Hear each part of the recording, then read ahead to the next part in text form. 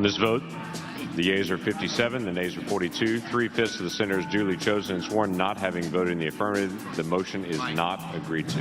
And with that, the future of NSA bulk data collection is as murky as it's been since Edward Snowden first exposed it. On Monday, June 1st, the Patriot Act will expire, and along with it, the controversial Section 215 the National Security Agency uses to justify collecting the phone records of millions of Americans. And while the bulk collection ending House resolution called the USA Freedom Act passed that chamber with an overwhelming majority, the Senate's no vote just after midnight Saturday opened the door for just the opposite. I would urge a yes vote on the 2-month extension. While Senate Majority Leader Mitch McConnell had managed to hold the lines against the USA Freedom Act, his Patriot Act extension also failed less than half an hour later. House members left Washington, D.C. a couple of days ago and refused to say whether they'll return before the Patriot Act expires. The Senate comes back on May 31st at 4 p.m. with only 8 hours to do something before the deadline. So the first option to pass the USA Freedom Act, for now, is done.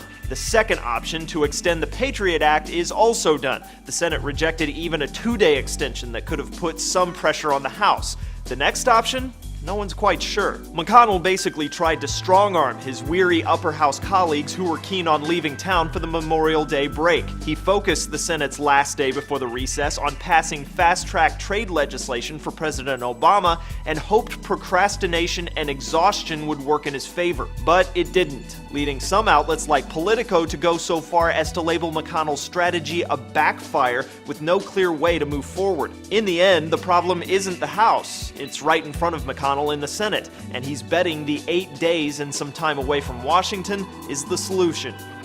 We've got a week to discuss it. We'll have 1 day to do it. So we better be ready.